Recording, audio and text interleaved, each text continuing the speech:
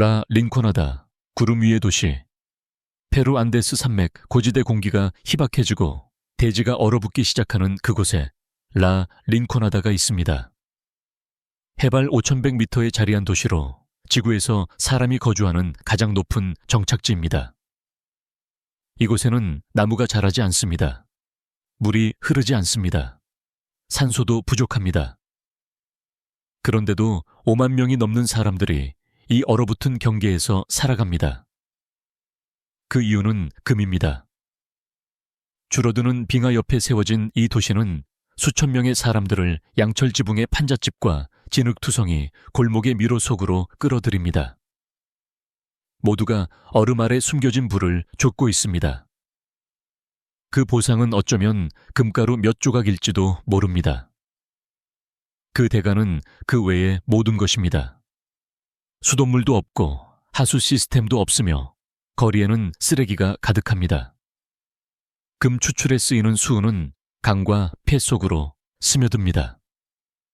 기대 수명은 낮고 범죄율은 높습니다. 그런데도 매일 더 많은 이들이 도착합니다. 카초로라는 시스템에 이끌려서요. 이 시스템에서 광부들은 30일 동안 무급으로 일하고 그 30일째 날에 운이 좋으면 그 대가를 받을 수 있습니다. 라 린코나다는 단지 춥기만 한 곳이 아닙니다. 법이 사라진 도시입니다. 시간이 멈춘 골드러시 이곳에서는 생존이 단지 힘이 아닌 운에 달려 있습니다. 구름 위의 이 도시에서 행운에는 반드시 대가가 따릅니다. 그리고 많은 이들에게 그 대가는 이미 피와 숨, 그리고 침묵으로 치러졌습니다. 노릴스크, 얼음과 연기의 도시. 북극권 깊숙한 곳. 겨울이면 태양이 6주 동안 사라지는 곳에 노릴스크가 있습니다. 금속 위에 세워지고 눈 속에 묻혀 있으며 자기 자신의 영위로 질식하는 도시입니다. 이곳의 기온은 영하 55도까지 떨어지고 바람은 면도날처럼 살을 베어냅니다. 9개월 동안 대지는 얼음에 갇혀 있습니다. 그런데도 17만 명이 넘는 사람들이 이 얼어붙은 황무지에서 살아갑니다. 그들은 세계에서 가장 오염된 도시 중 하나에 갇힌 채 살아가고 있는 것입니다. 왜일까요? 노릴스크 지하에는 세계에서 가장 풍부한 니켈구리 팔라듐 광맥이 묻혀 있습니다.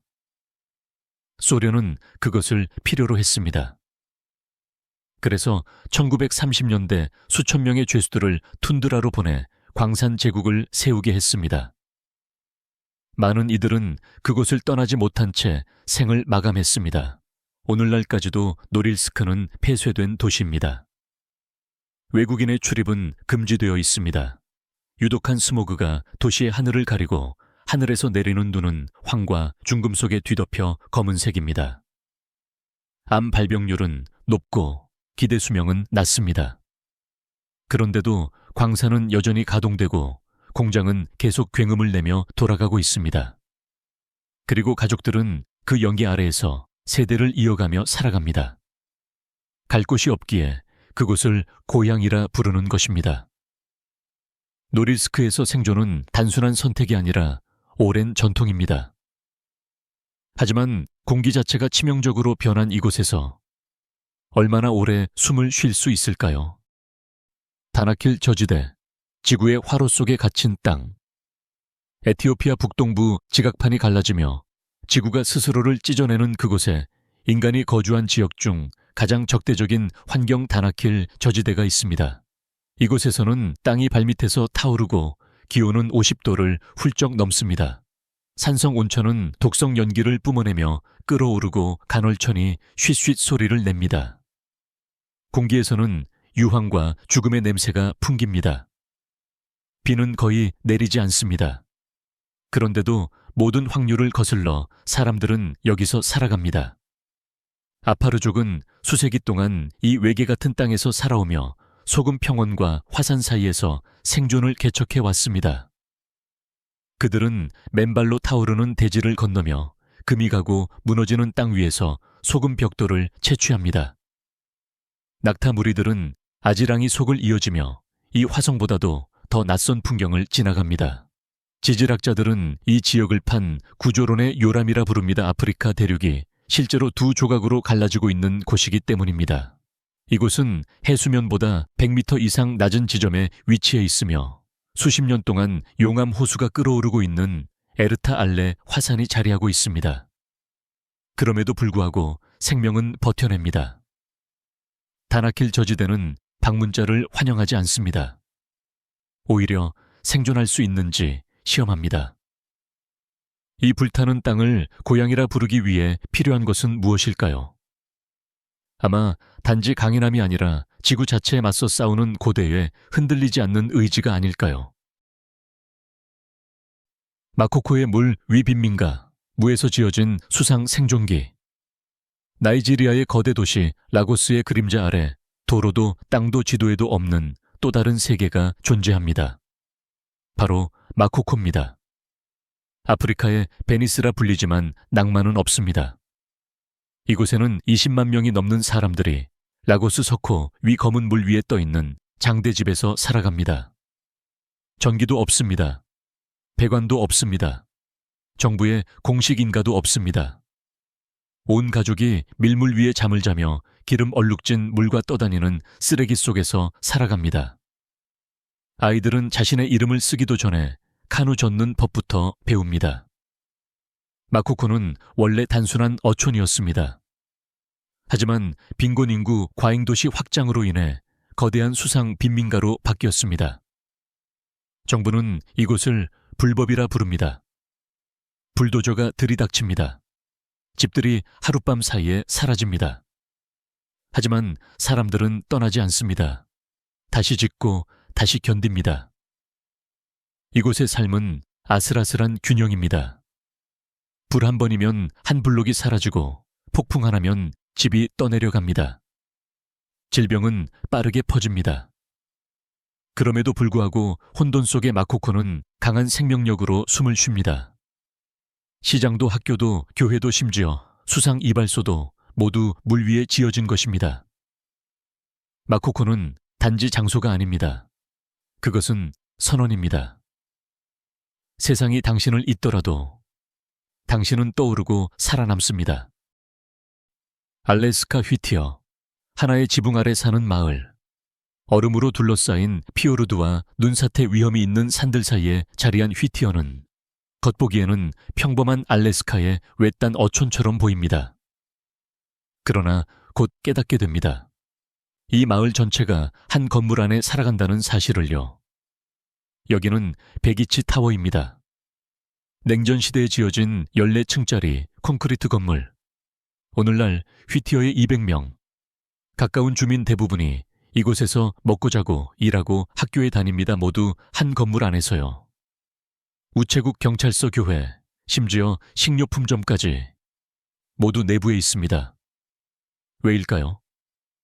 휘티어는 거의 접근이 불가능하기 때문입니다. 프린스 윌리엄 만에서 불어오는 강풍이 거세고 눈은 허리까지 쌓입니다.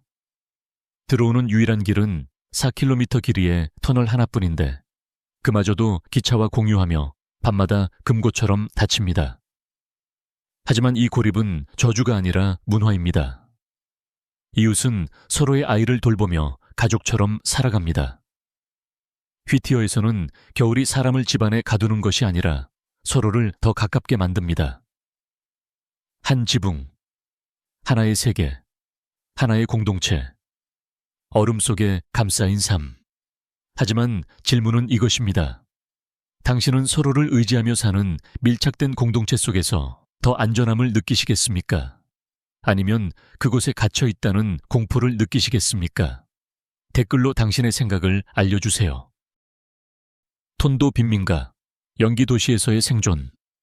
필리핀 마닐라의 중심부 고층 건물들이 긴 그림자를 드리우고 교통은 절대 멈추지 않는 그 도시 속에 전혀 다른 세계가 존재합니다. 바로 톤도입니다. 이곳은 세계에서 가장 인구 밀도가 높은 빈민가 중 하나입니다. 70만 명이 넘는 사람들이 무너져가는 판잣집과 좁은 골목의 미로 속에 빽빽하게 살고 있습니다. 많은 이들이 쓰레기산 옆에 혹은 그 위에 살아갑니다. 공기는 디젤과 부패한 냄새로 가득하고 하수는 열린 수로를 따라 흐릅니다. 불은 매주 발생하며 태풍이 올 때마다 홍수가 휩쓸고 지나갑니다. 그런데 그 혼돈 뒤에는 멈추지 않는 심장이 뛰고 있습니다. 아이들은 거리에서 웃고 상인들은 소음을 뚫고 외칩니다. 가족들은 숯불 위에서 요리하며 고철과 천막으로 만든 단 하나의 방에서 세대를 키워냅니다. 교육은 드물고 깨끗한 물은 더 드뭅니다. 하지만 회복력은 어디에나 있습니다. 이곳에서 사람들은 벽돌이나 철근이 아니라 희망끈기 그리고 주운 것들로 집을 짓습니다. 어떤 이들은 근처 항구에서 일하고 또 다른 이들은 쓰레기 더미에서 플라스틱이나 구리 종이를 주워 킬로그램 단위로 폐소와 바꾸며 하루를 연명합니다. 톤도는 숨겨진 곳이 아닙니다. 도심의 고급 아파트 단지와 도로 하나를 사이에 두고 그 현실은 전혀 다른 세계입니다. 하나의 도시 안에 존재하는 가장 날카로운 불균형의 경계선이자 생존의 상징입니다. 데스밸리, 침묵 속에서 삶이 구워지는 곳.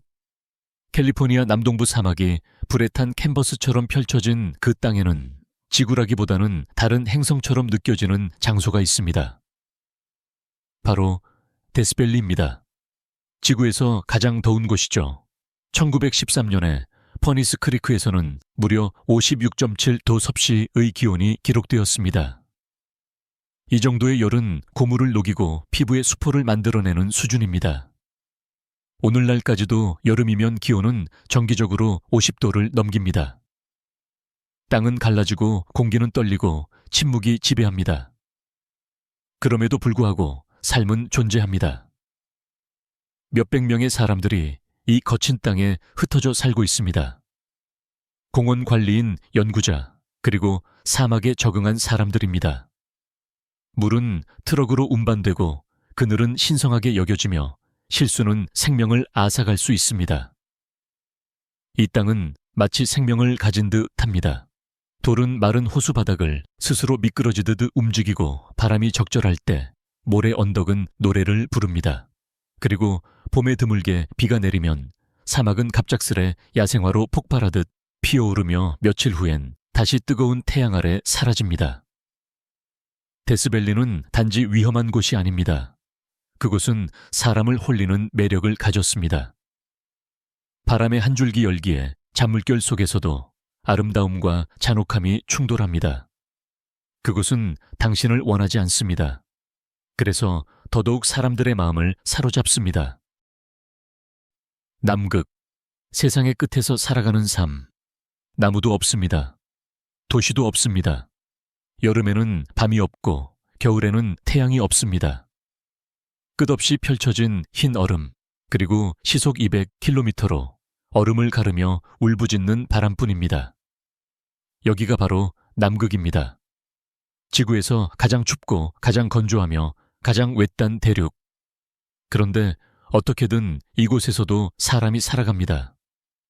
물론 많지는 않습니다. 수천 명 정도의 과학자들 지원 인력들, 그리고 모험가들이 몇몇 연구기지에 흩어져 생활하고 있습니다. 가장 유명한 곳은 미국이 운영하는 맥모도 기지입니다. 이곳에서 사람들은 난방이 되는 기숙사에서 잠을 자고 공동식당에서 식사하며 모든 생필품을 외부에서 들여옵니다. 이곳에서는 아무것도 자라지 않습니다. 모든 것은 얼음의 바다를 건너 항공이나 선박으로 옮겨져야 합니다. 가장 놀라운 곳은 칠레가 세운 작은 정착지 비아라스 에스트레아스입니다. 집학교 심지어 우체국까지 있는 이곳은 남극에서 유일한 민간 거주지 중 하나입니다. 하지만 이곳에 이사 오기 전에는 반드시 맹장을 제거해야 합니다. 병원이 없기 때문입니다. 외과 의사도 없고 두 번째 기회도 없습니다. 남극은 단지 고립된 곳이 아닙니다. 위험이 살아 숨쉬는 땅입니다. 숨겨진 크레바스 시야를 앗아가는 눈보라, 그리고 영하 89.2도까지 떨어지는 기온. 그럼에도 불구하고 남극은 협력과학인간의 회복력을 상징하는 등불이기도 합니다. 이곳은 가능성의 경계에서 살아가는 삶입니다. 당신은 과연 세상의 바닥에서 1년을 견딜 수 있을까요? 칸도반의 절벽, 불에서 조각한 집들. 이란 북서부의 고원지대 화산 경사면에서 고대 벌집처럼 솟아오른 돌탑들이 있습니다. 하지만 이건 자연이 만든 기둥이 아닙니다. 사람들의 집입니다. 이곳은 칸도반입니다. 여기서는 집을 짓지 않습니다. 깎아냅니다. 700년이 넘는 세월 동안 가족들은 화산재와 굳은 용암으로 형성된 이 원뿔 모양의 절벽 안에서 살아왔습니다. 모든 주거 공간은 손으로 깎아 만든 것이며 마치 신성한 동굴처럼 세대를 거쳐 물려져 내려옵니다. 창문은 바위에 뚫려 있고 문은 하늘을 향해 열리며 굴뚝에서는 돌 사이로 연기가 피어오릅니다. 에어컨은 필요 없습니다. 여름에는 동굴이 시원하고 겨울에는 따뜻함을 지켜줍니다. 원시적인 기술처럼 보이지만 효과는 완벽합니다. 일각에서는 칸도반이 몽골의 침입으로부터 피하기 위해 절벽 속으로 몸을 숨긴 난민들의 피난처에서 시작되었다고 말합니다. 죽음을 피해 들어간 그곳이 결국 집이 된 것입니다. 오늘날 이 마을은 여전히 살아있으며 상점도 학교도 심지어 동굴 호텔도 운영되고 있습니다. 동화 속 환상처럼 보이지만 이것은 현실입니다. 산의 뼛속에 숨겨진 하나의 공동체입니다.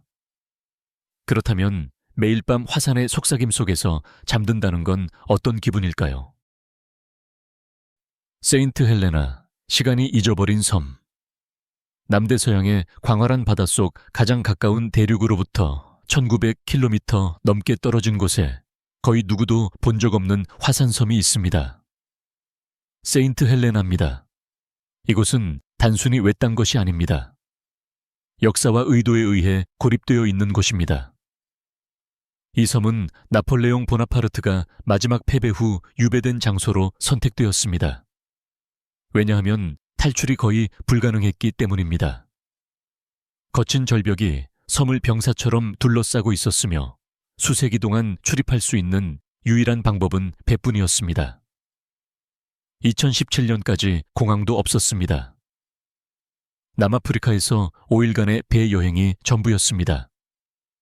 보급품은 한 달에 한 번 도착했고 인터넷은 불안정했으며 4,000명 남짓한 섬 주민들은 대부분 잊혀진 리듬에 따라 살아갑니다. 신호등도 없고 패스트푸드점도 없으며 오직 구불구불한 도로와 초록 계곡, 그리고 세대를 거쳐 전해지는 이야기들만 있습니다. 하지만 이곳의 삶은 천천히 번성합니다. 거북이는 정원을 거닐고 사람들은 이름을 부르며 인사하며 섬의 모든 구석구석이 난파선 유배자 제국의 이야기를 속삭입니다. 세인트 헬레나는 단순한 장소가 아닙니다. 그것은 살아 숨쉬는 박물관이자 시간에 갇혀 현대 세계의 속도를 거부하는 곳입니다. 세상이 잊어버린 섬에서 어떻게 살아갈 수 있을까요? 어쩌면 애초에 세상이 필요 없었기 때문인지도 모릅니다. 불타는 사막에서부터 얼어붙은 최전선까지 이곳들은 인간이 살아서는 안 될 것 같았던 장소들입니다. 그런데 우리는 살아갑니다. 적응하고 견디고 심지어 번영합니다. 자연이 안 돼라고 말하는 곳에서조차 말이죠. 당신은 이 중 어떤 장소에 가장 놀라셨나요? 세상의 끝에서 펼쳐지는 더 많은 이야기들을 원하신다면 피닉스 채널을 구독하고 알림 버튼을 눌러주세요. 우리가 지구의 가장 믿기 힘든 경이로움을 함께 밝혀나갈 수 있도록요.